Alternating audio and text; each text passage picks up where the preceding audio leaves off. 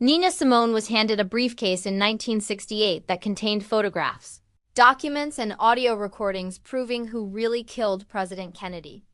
The evidence was so explosive that within 24 hours, Nina was being hunted by assassins. This is the story of the JFK files that nearly got America's greatest jazz legend murdered. The year 1968 was already a nightmare for Nina Simone.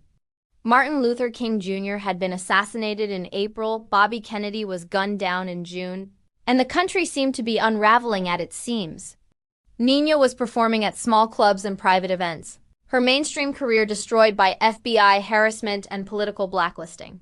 But it was during one of these obscure performances at a private party in New Orleans that Nina would stumble into the most dangerous knowledge of her life. The party was hosted by Clay Bertrand, a wealthy businessman with connections to both the entertainment industry and certain shadowy political circles. Nina had been hired to perform for what she thought was a simple social gathering, but the guest list was anything but ordinary. Among the attendees were former CIA operatives, New Orleans underworld figures, and men whose names Nina didn't recognize but whose presence radiated power and danger. After her performance, as Nina was packing her equipment, a man approached her whom she later described as nervous, sweating, like someone being chased by death itself.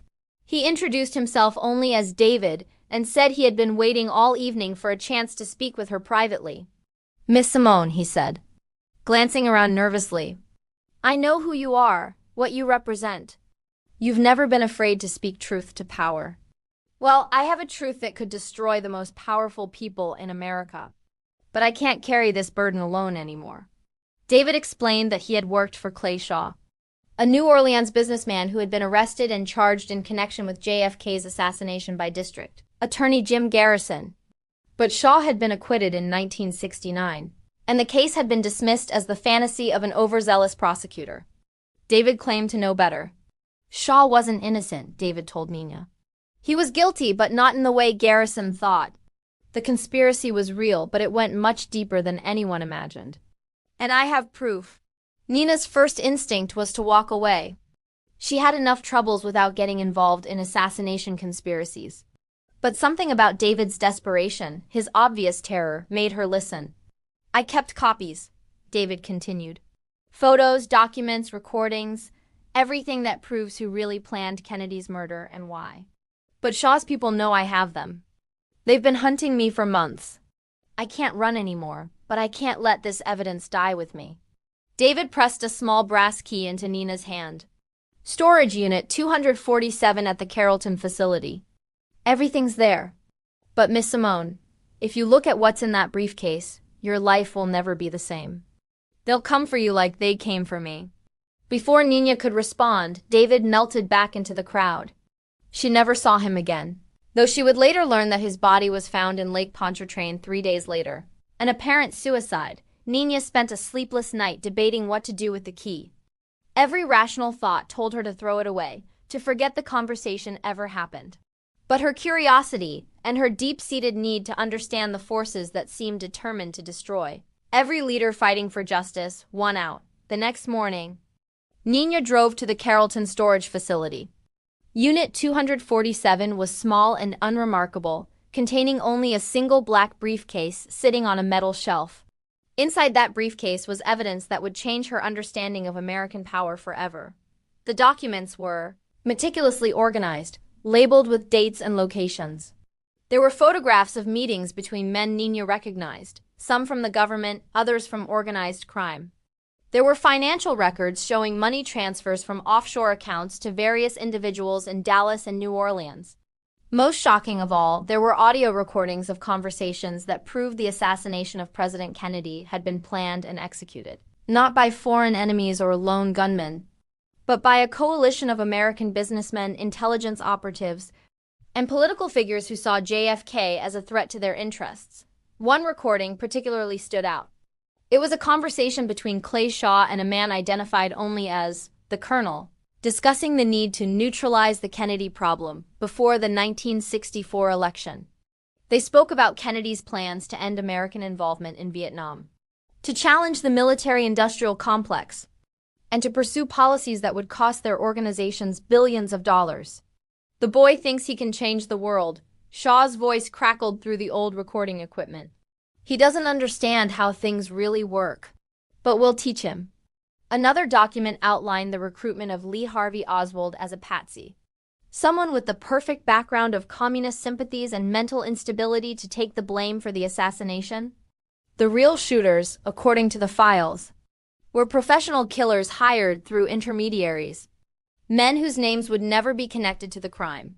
But the most disturbing revelation was the list of other targets. The files contained plans for the elimination of civil rights leaders, anti-war activists, and progressive politicians who might continue Kennedy's policies. Martin Luther King Jr.'s name was on that list, along with Bobby Kennedy, Malcolm X, and dozens of others. Nina realized she was looking at evidence of an ongoing conspiracy to reshape American politics through systematic assassination. The murder of JFK wasn't an isolated event. It was the beginning of a campaign to eliminate anyone who challenged the established power structure. As Nina photographed the documents with a camera she had brought, she heard voices outside the storage unit. Multiple men speaking in low tones about checking every unit and not letting her get away. Nina's blood ran cold as she realized David's warning had been accurate. They had found her. Working frantically, Nina managed to photograph the most important documents before sliding out the back window of the storage unit. She could hear the men breaking the lock on the front door as she ran to her car. She drove away just as black sedans pulled into the parking lot behind her. The chase that followed was something out of a nightmare.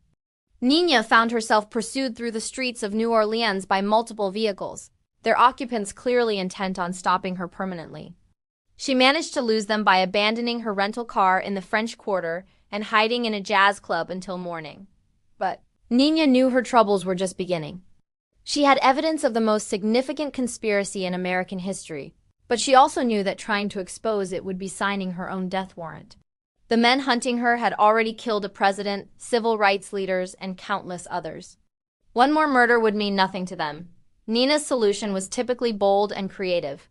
Instead of trying to take the evidence to the authorities, who might well be part of the conspiracy, she decided to hide it in plain sight. She began incorporating coded references to what she had learned into her performances and interviews. Songs like Cinnamon and Why took on new meaning when performed with the knowledge of systematic governmental murder. Nina would speak cryptically about forces that kill our leaders and conspiracies hidden in plain sight. To most audiences, these seemed like the angry ravings of a radical performer. But to those who knew what to listen for, Nina was broadcasting the truth about American power. The pressure on Nina intensified throughout 1968 and 1969.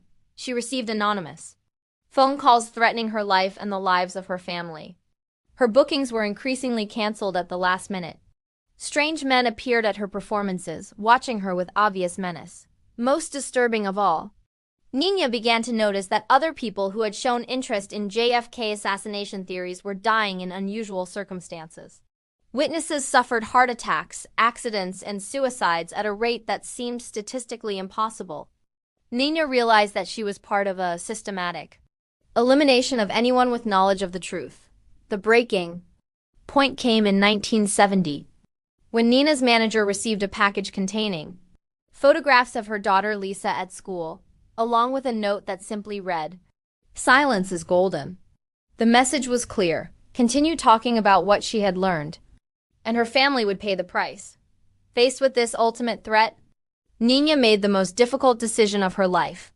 She would leave America not just because of FBI harassment or career blacklisting, but because staying would endanger everyone she loved. Her exile wasn't just about seeking artistic freedom, it was about survival. But even in exile, Nina couldn't completely escape the conspiracy's reach. Throughout the 1970s and 1980s, she received periodic reminders that she was still being watched. Hotel rooms would be searched while she was performing. Documents would disappear from her luggage. Phone conversations would be interrupted by strange, clicking sounds and sudden disconnections. Nina learned to live with constant vigilance, always looking over her shoulder, always wondering if this day would be her last. She developed elaborate security routines, changed her location frequently, and never stayed in one place long enough to become predictable. The evidence she had discovered remained hidden. But Nina continued to drop hints about what she knew in interviews and performances. She spoke about the real reasons our leaders are killed and conspiracies that go to the highest levels of government. Most journalists dismissed these comments as the paranoid fantasies of an aging radical, but some people were listening. Conspiracy researchers began to notice patterns in Nina's statements, connecting her cryptic references to known facts about the JFK assassination. A few attempted to contact her directly, hoping she would share what she knew. Nina rebuffed all such approaches, understanding that any direct revelation would restart the hunt for her life. The full story of what Nina discovered might have died with her in 2003, but for a coded message she left in her final will. Among her possessions, her executors found a safe deposit box in Switzerland, containing photographs of documents and a letter explaining their significance. The letter, written in Nina's hand, detailed her 1968 discovery and the subsequent threats on her life. She explained that she had never spoken publicly about the evidence because doing so would have endangered not just herself but anyone who tried to investigate further. "I have carried this knowledge like a poison in my blood," Nina wrote. "I know who killed our president and why. I know who has been systematically murdering our leaders. But I also know that speaking this truth would only add my name to their list of victims.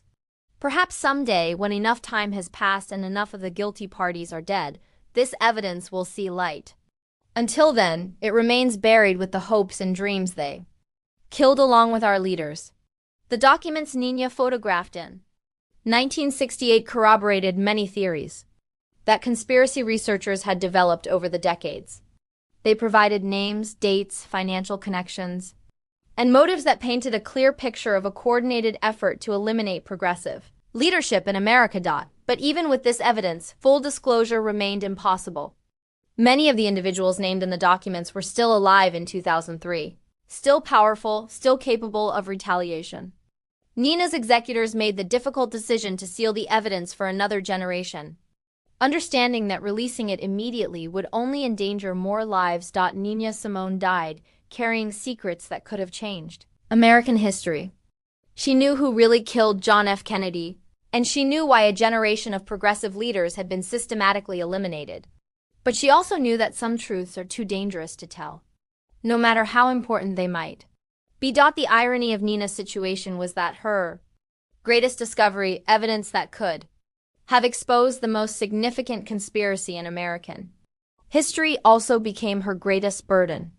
The knowledge that should have empowered her instead enslaved her to a lifetime of fear and silence. In her final years, Nina would sometimes speak wistfully about the song I could never sing and the truth I could never tell. Those close to her understood that she was referring to something much more significant than her usual complaints about music, industry racism, or government harassment. Perhaps Nina's real tragedy wasn't that she discovered the truth about JFK's assassination, but that she discovered it in a world where truth itself had become too dangerous to speak.